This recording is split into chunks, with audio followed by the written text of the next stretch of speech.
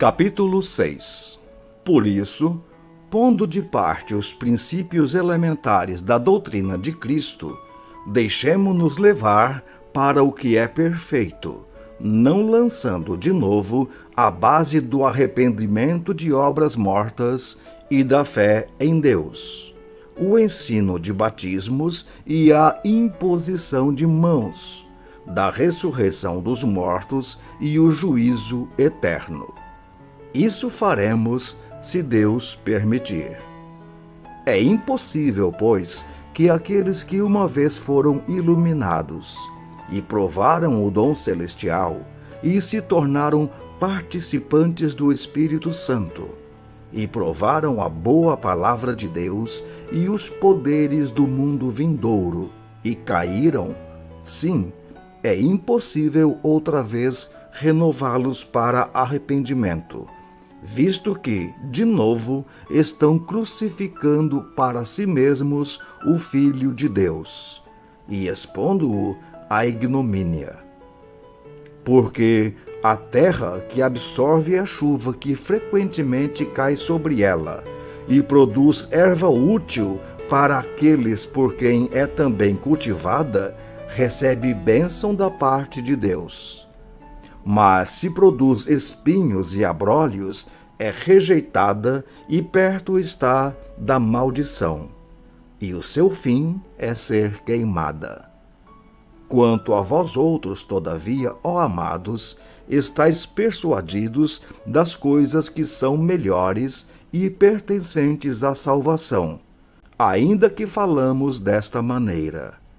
Porque Deus não é injusto para ficar esquecido do vosso trabalho e do amor que evidenciastes para com o seu nome, pois servistes e ainda servis aos santos. Desejamos, porém, continue cada um de vós mostrando até ao fim a mesma diligência para a plena certeza da esperança, para que não vos torneis indolentes, mas imitadores daqueles que, pela fé e pela longanimidade, herdam as promessas. Pois, quando Deus fez a promessa a Abraão, visto que não tinha ninguém superior por quem jurar, jurou por si mesmo, dizendo: certamente te abençoarei e te multiplicarei.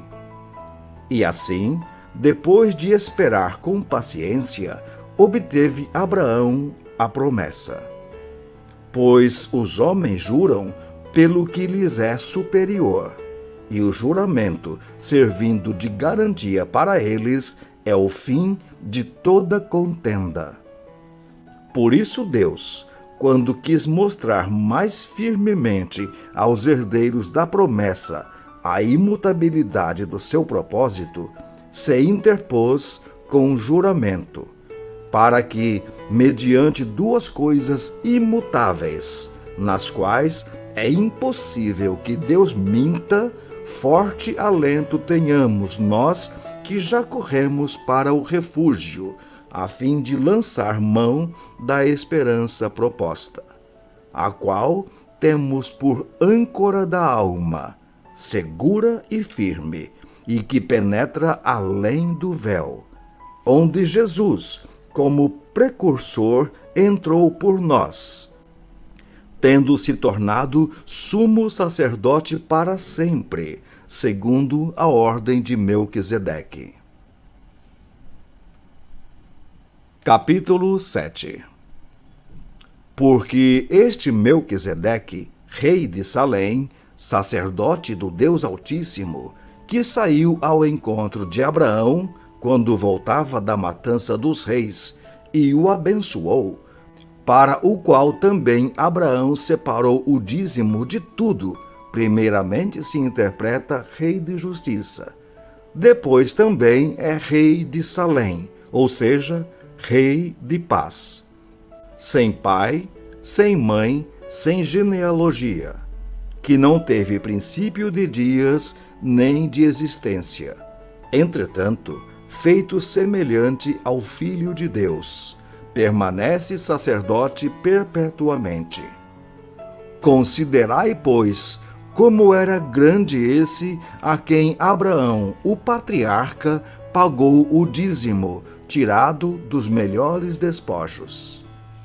Ora, os que dentre os filhos de Levi recebem o sacerdócio, têm mandamento de recolher, de acordo com a lei, os dízimos do povo, ou seja, dos seus irmãos, embora tenham eles descendido de Abraão. Entretanto, aquele cuja genealogia não se inclui entre eles, recebeu dízimos de Abraão e abençoou o que tinha as promessas. Evidentemente, é fora de qualquer dúvida que o inferior é abençoado pelo superior.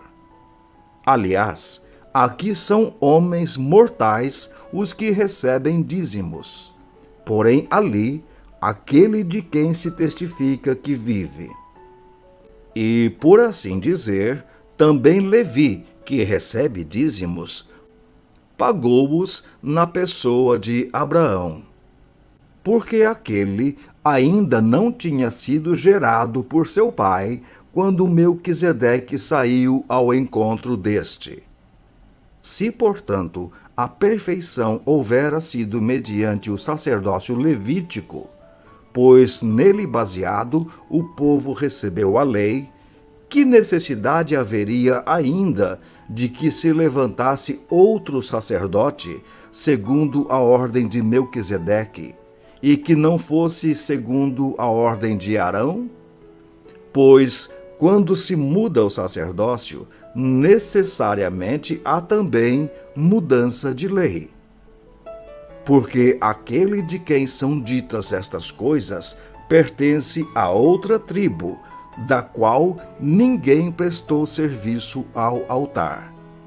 Pois é evidente que o nosso Senhor procedeu de Judá, tribo à qual Moisés nunca atribuiu sacerdotes. E isto é ainda mais evidente quando, à semelhança de Melquisedeque, se levanta outro sacerdote, constituído não conforme a lei de mandamento carnal, mas segundo o poder de vida indissolúvel. Porquanto se testifica: tu és sacerdote para sempre, segundo a ordem de Melquisedeque. Portanto, por um lado, se revoga a antiga ordenança, por causa de sua fraqueza e inutilidade, pois a lei nunca aperfeiçoou coisa alguma. E, por outro lado, se introduz esperança superior, pela qual nos chegamos a Deus. E visto que não é sem prestar juramento, porque aqueles sem juramento são feitos sacerdotes, mas este com juramento por aquele que lhe disse: o Senhor jurou e não se arrependerá. Tu és sacerdote para sempre. Por isso mesmo, Jesus se tem tornado fiador de superior aliança. Ora, aqueles são feitos sacerdotes em maior número, porque são impedidos pela morte de continuar. Este, no entanto, porque continua para sempre, tem o seu sacerdócio imutável. Por isso também pode salvar totalmente os que por ele se chegam a Deus, vivendo sempre para interceder por eles. Com efeito, nos convinha um sumo sacerdote como este, santo, inculpável, sem mácula, separado dos pecadores e feito mais alto do que os céus, que não tem necessidade, como os sumos sacerdotes, de oferecer todos os dias sacrifícios, primeiro por seus próprios pecados, depois pelos do povo, porque fez isto uma vez por todas, quando a si mesmo se ofereceu. porque a lei constitui sacerdotes a homens sujeitos à fraqueza. Mas a palavra do juramento, que foi posterior à lei, constituiu o Filho, perfeito para sempre.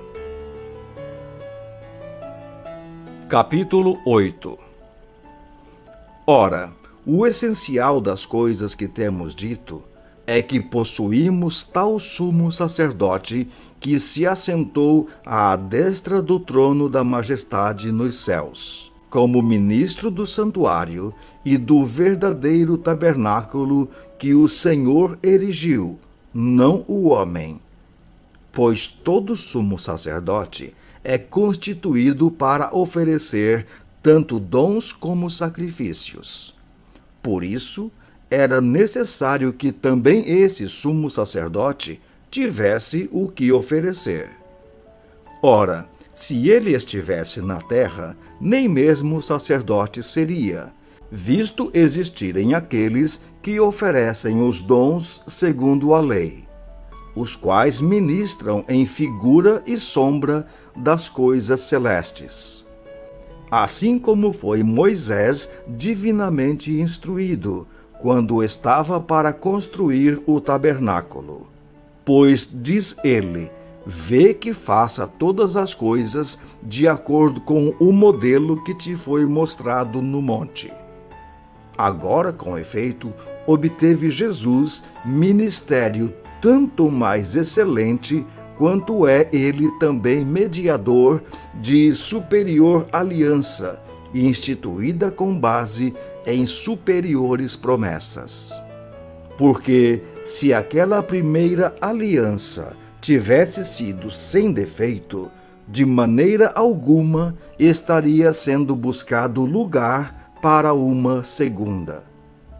E, de fato, repreendendo-os, diz: Eis aí vem dias, diz o Senhor, e firmarei nova aliança com a casa de Israel e com a casa de Judá, não segundo a aliança que fiz com seus pais no dia em que os tomei pela mão para os conduzir até fora da terra do Egito.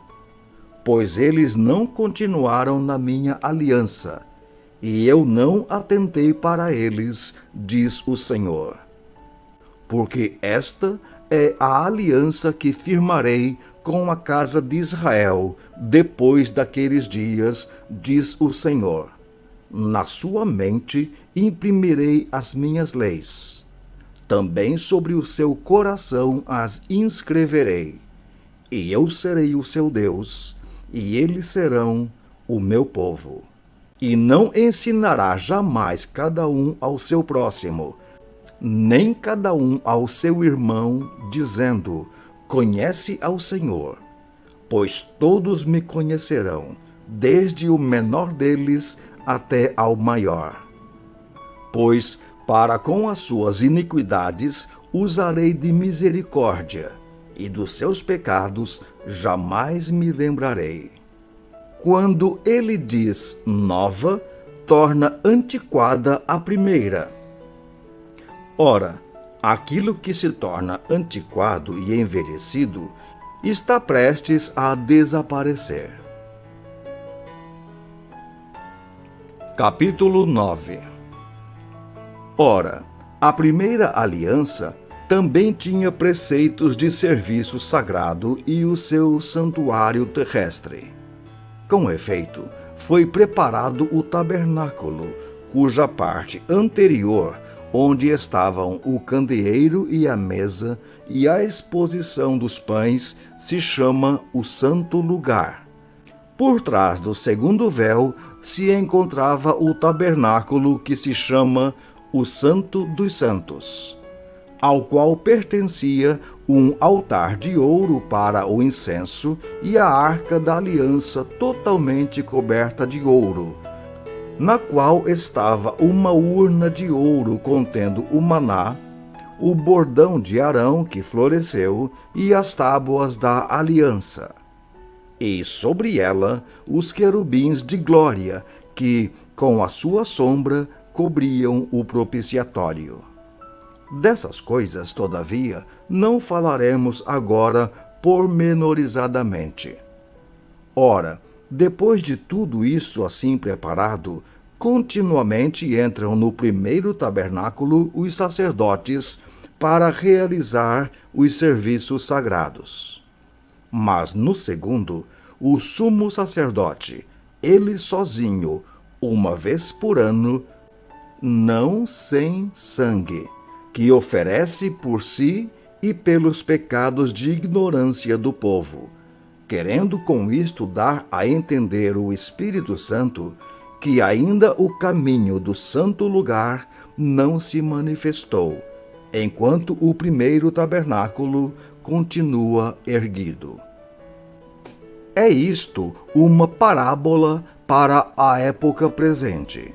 E, segundo esta, se oferecem tanto dons como sacrifícios, embora estes, no tocante à consciência, sejam ineficazes para aperfeiçoar aquele que presta culto, os quais não passam de ordenanças da carne, baseadas somente em comidas e bebidas e diversas abluções, impostas até ao tempo oportuno da reforma. Quando, porém, veio Cristo como sumo sacerdote dos bens já realizados, mediante o maior e mais perfeito tabernáculo, não feito por mãos, quer dizer, não desta criação, não por meio de sangue de bodes e de bezerros, mas pelo seu próprio sangue, entrou no Santo dos Santos, uma vez por todas, tendo obtido eterna redenção. Portanto, se o sangue de bodes e de touros e a cinza de uma novilha, aspergidos sobre os contaminados, os santificam, quanto à purificação da carne, muito mais o sangue de Cristo, que pelo Espírito eterno a si mesmo se ofereceu sem mácula a Deus, purificará a nossa consciência de obras mortas, para servirmos ao Deus vivo. Por isso mesmo, ele é o mediador da nova aliança, a fim de que, intervindo a morte para a remissão das transgressões que havia sob a primeira aliança, recebam a promessa da eterna herança aqueles que têm sido chamados. Porque, onde há testamento, é necessário que intervenha a morte do testador, pois um testamento só é confirmado no caso de mortos, visto que de maneira nenhuma tem força de lei enquanto vive o testador. Pelo que nem a primeira aliança foi sancionada sem sangue, porque, havendo Moisés proclamado todos os mandamentos segundo a lei a todo o povo, tomou o sangue dos bezerros e dos bodes com água e lã tinta de escarlate e hisopo e aspergiu não somente o próprio livro, como também sobre todo o povo, dizendo: Este é o sangue da aliança, a qual Deus prescreveu para vós outros. Igualmente também aspergiu com sangue o tabernáculo e todos os utensílios do serviço sagrado. Com efeito, quase todas as coisas, segundo a lei, se purificam com sangue. E sem derramamento de sangue não há remissão. Era necessário, portanto, que as figuras das coisas que se acham nos céus se purificassem com tais sacrifícios, mas as próprias coisas celestiais com sacrifícios a eles superiores. Porque Cristo não entrou em santuário feito por mãos, figura do verdadeiro, porém no mesmo céu, para comparecer agora por nós diante de Deus. Nem ainda para se oferecer a si mesmo muitas vezes, como o sumo sacerdote cada ano entra no Santo dos Santos com sangue alheio. Ora, neste caso, seria necessário que ele tivesse sofrido muitas vezes desde a fundação do mundo. Agora, porém, ao se cumprirem os tempos, se manifestou uma vez por todas para aniquilar pelo sacrifício de si mesmo o pecado. E assim como aos homens está ordenado morrerem uma só vez, vindo depois disto o juízo, assim também Cristo, tendo se oferecido uma vez para sempre, para tirar os pecados de muitos, aparecerá segunda vez, sem pecado, aos que o aguardam para a salvação.